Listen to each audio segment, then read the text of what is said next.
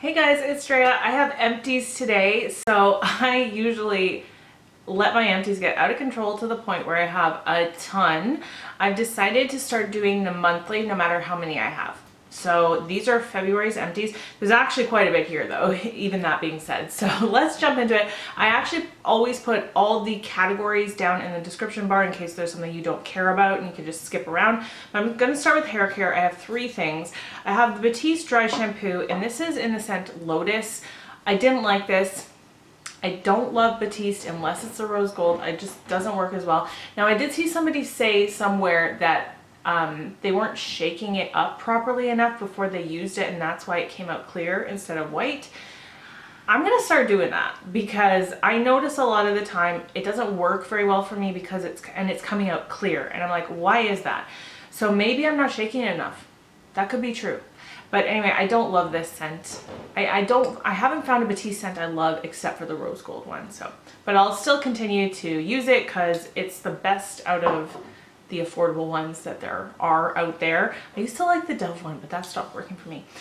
This hairspray is awesome. This is the Pantene Air Spray, healthy style and feel, alcohol free. I love this. This lasted me, I want to say like a year. Like it lasted me so long. And the thing about this is it works really well, but it actually has a nice scent to it, which is weird because hairspray usually always smells disgusting, but this one actually smells nice. So that's why I like it, the combination of hold and scent. And then this is the conditioner that goes along with the shampoo that I'm a huge fan of. This is the L'Oreal Volume Collagen Conditioner. I don't use as much conditioner as I use shampoo, and this one is just okay. It's not like a super heavy duty conditioner. It is more so kind of a daily use conditioner. Not that I wash my hair every day, but if I had to classify this, I would say it's an everyday conditioner, not a super heavy duty treatment type conditioner. I do like it, but I don't think it's anything spectacular. Only one fragrance. This is the Body Fantasies Cotton Candy. This was in my Project Pan series, and that's how I used it up. I would not repurchase this. It's just not a scent that I use anymore, but there's that. I also have two products that are just general bath and body products. This one has some hair on it, so please don't be grossed out. Try not to show you the gross hair, but anyways, it's sticky, so it happens, you know. This is the Soap and Glory Sugar Crush Body Scrub. I need to repurchase this. I don't have any body scrub right now, and I like to scrub my legs before I shave them. I find that that gives me the smoothest shave because there's no bumpiness when you shave it. Like there's, you know, you're getting rid of anything that needs to be exfoliated, especially helps with ingrown hairs. So that's why I really only use it on my legs prior to shaving. This stuff is good. It's exact right amount of grit. It's not super heavy and it's not too light. And this also smells really, really good. It smells like lime, which I love. And then I have one Bonfire Bash shower gel from Bath & Body Works. This is my favorite shower gel. It smells so good. I bought like 6 of them in the winter when these came out. It basically smells like Marshmallow Fireside in a body gel. Speaking of Marshmallow Fireside, I have one going right there. I don't know if you can see it. Yeah, it's right there. You can see it. Anyways, my favorite scent from Bath & Body Works. I love that it's in a shower gel now. Skincare, I have this. This is the these are the makeup remover wipes from LA Express, which I just buy from Urban Planet. They're 2 for $5, and I like these ones, these rose ones, but I'm using these ones now, the cucumber. I prefer this scent. They're okay. They're not super huge and they're not soaked with product, but I use them for taking off swatches and lipstick and stuff like that. I don't tend to use them to actually remove my face makeup. I really don't use wipes at all for that purpose. So I wouldn't recommend them to those of you that do use wipes for that, but if you just use them for taking off like lipstick or swatches or whatever, they're really good. My favorite eye makeup remover, this is the Neutrogena oil-free eye makeup remover. It's really great. It's gentle. It's affordable. I get mine from Amazon on a subscription, which gives me an extra 15% off. I'm not a shill for Amazon in any way. Like, they have no idea who I am, but I love doing subscriptions through Amazon because you already get the lower price, plus you get 15% off if you subscribe to 5 or more things in a month. And it can be like grocery items that you use all the time. I get like, I don't know, like macaroni delivered, you know, whatever. It's cheap. Okay, I also have 2 Equate sponge things, not sponge things, cotton rounds.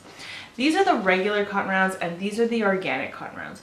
The regular ones, there's 100 in both. I have a feeling these ones are just maybe a tinge more expensive, but these ones are quilted and I don't like them. They feel rougher. They also feel like they soak up more product than they distribute onto your face. So I need to use more eye makeup remover with these. They're gentle, they're not quilted in any way, and whatever product like I put in them, I feel like I get back on my eyes. So I love these ones. Won't purchase these ones again. 2 eye cream products. This is the Dr. Brandt 24/7 Retinol Eye Cream. This is my 3rd bottle of this. It's really good. It's more affordable than the Kate Somerville one that I used for years, and I really like it. It has a pump. This lasted forever. Like, it lasted 3 full months longer than I thought it was going to. When I was like, oh, this is gonna run out any day now, it lasted another 3 months. Like, I don't even know how. It's still just 1 fluid ounce.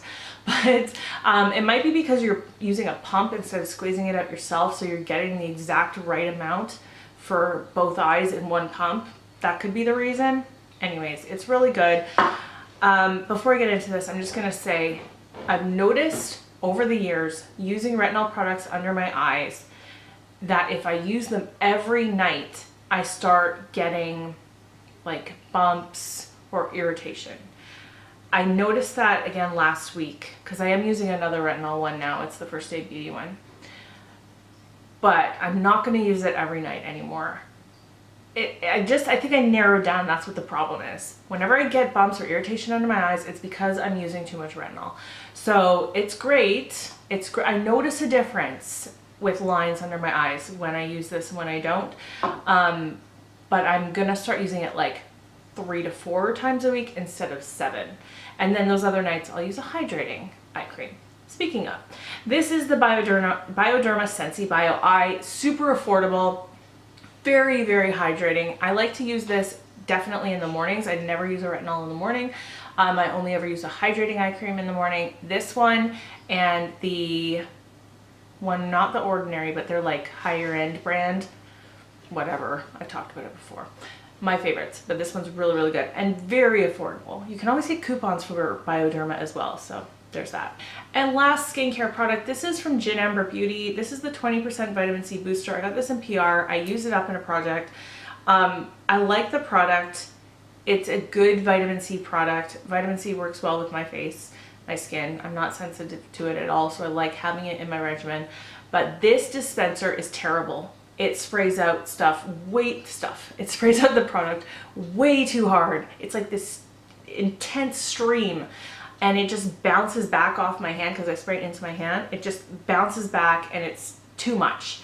So the product is good, the dispenser is terrible. So I don't know if they still have the same packaging, but you know, I would recommend it except for that dispenser. All right, all the rest of this here is makeup. Some of it was in my project pan and a lot of it is just stuff I used up myself. First of all, I have a BH Cosmetics sponge. This finally ripped. I think I used this for like 6 months. Guys, these are amazing. I think I paid $2 each when they were on a sale at one point, and they get so big and fluffy.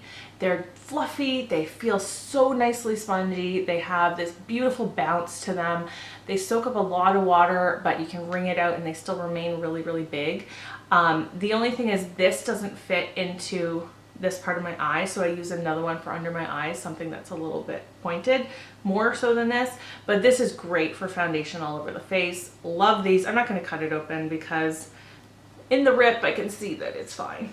Here's an Anastasia Brow Wiz. This is in the shade Soft Brown, so it's got, you know, the little micro tip right there, and then the other side has the brow, what do you call these? Spoolie. I love the brow spoolies on the Anastasia Brow Wizzes. I feel like these are the best spoolies you can get anywhere. They blend really, really nicely. I don't think these are worth the price though. Like, there was so much hype on these 3 or 4 years ago. I'm not into it anymore. I feel like it's too much money for what it is. They do last a decent amount of time. There's just too many other good things on the market now. I feel like a lot of the time things have hype because they are amazing, but there's nothing else like it. And then stuff starts coming out, you start seeing new products, you start seeing dupes for things, and then you start getting more affordable things that are great. So yeah, I'm not into repurchasing this again.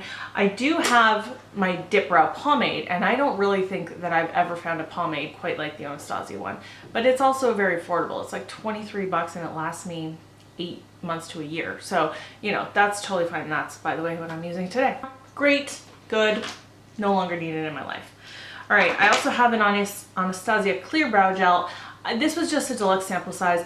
I don't use these anymore. I don't really need an intense brow gel. My brows are sparse. They're not unwieldy. I can control them just with a pomade. I don't even really need brow gel at all. But this is a really intense one. Like, this one will feel like hairspray in your eyebrows. So if you need that, it's a good one.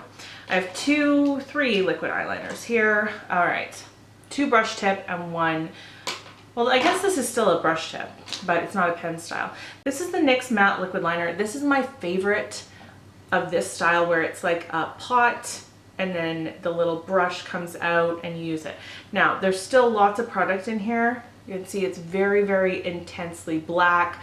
The only problem is, once this starts getting clumpy, that's when you know it's done, because it gets clumpy on your brush and then you can't really get a dip with no clumps. Do you know what I mean? And then you can't really use it anymore. But it's matte, it dries matte, it's very intensely black. I really like it. Today I'm using an Essence one, and I don't think it's as good, nearly as good as the NYX one. This is probably like my 6th or 7th bottle of this that I've gone through. So I will repurchase that. And then I have 2 liquid ones. This is the Clinique Pretty Easy eyeliner pen. I've already repurchased this. This is my everyday one. I don't use the NYX one generally on the daily, just because it can bleed into my eyelashes sometimes. So I really only like to use it when I'm wearing fake eyelashes, because it does gum up my regular eyelashes a little bit, which doesn't matter to me if I'm wearing falsies. But if I'm not and I want my eyelashes to look great, then I won't use it. I'll use this. And that's like basically, you know, every time I go to work 5 days a week. So this one is fantastic for a pen. It's just got the little pointed pen. You can see it's totally dried out. Actually, this one didn't last as long, and the lady at Clinique told me to bring it in. I don't know if she meant like bring it in to get a replacement for free or what, but I had told her I'm pretty sure that it only lasted a couple months, as opposed to they normally last 3, 4, or 5 months. This seemed to last 2 or 3, but I could be wrong. I might look it up and see like when I purchased this. Generally, I feel like they last a long time. This one might have been like an anomaly, but it is really nicely black and it's super easy to use. Like, the name is true. It's a pretty easy eyeliner pen. This one came to me in a BoxyCharm way back when. This is the Hank & Henry Blickety Black Longwear liquid eyeliner. It's okay. This one, I feel like it has a longer brush. It's still a brush tip, which I like. You can tell it's kind of drying out a little bit. This one, though, was always a little bit too liquidy with not enough black pigment for my liking.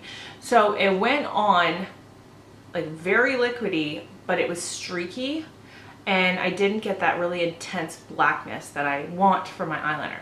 So I generally kept this in my purse for touch-ups at work only, and then I kept my Clinique one at home. I wouldn't recommend this one. I highly recommend this one. And then I finished up my Urban Decay 24/7 Glide On Eye Pencil in Desperation in a project. I've had this for years, and there's a tiny little bit of it left. Can I swatch it? Not really. It was gray. It was basically a gray. It's nice to have a gray eyeliner, I think, in your collection. It looks really good with light pastel-y looks, especially pink. I always like to use it with pink eye looks, so that's done. And then these last 2 face products. This is the Catrice Prime and Fine Smoothing Refiner. So this was a pore filling primer, all gone.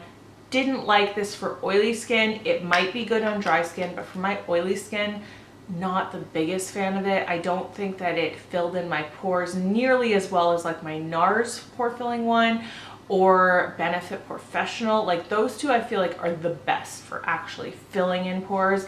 This one was okay, but it also felt a little greasy and not hydrating, a little greasy. So I didn't like it. last product is a foundation. This is the L'Oreal Infallible 24-Hour Fresh Wear Foundation. Mine was in the shade 425. It did come with a pump.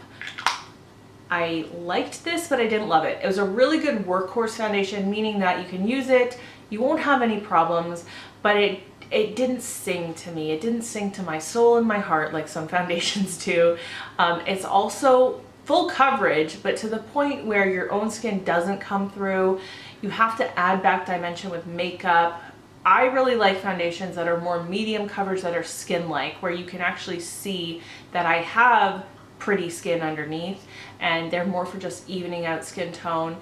This one is just like, I always felt like a blank, flat canvas. Like, flat is the word for this. Your face will be flat, and you'll have to create dimension through contour and bronzer and all that stuff. But it was fine. It lasted well through very long work days. With oily skin, I would definitely blot throughout the day with a paper towel, but I never repowder generally lately. I just blot. I blot off excess oil, and then I'm good to go, and this always survived that. So wow, this seems like the shortest empties I've had in so long, and I love it. I love it because now I can just do these every month and they won't take 45 minutes to film. That's it for today. I hope that you really enjoyed this, and if you are new here, please subscribe. I'll see you around in the future. I hope you're having a great day. I hope that you're speaking to yourself kindly, especially when you look in the mirror. I love you guys, and I will see you in my next video. Bye!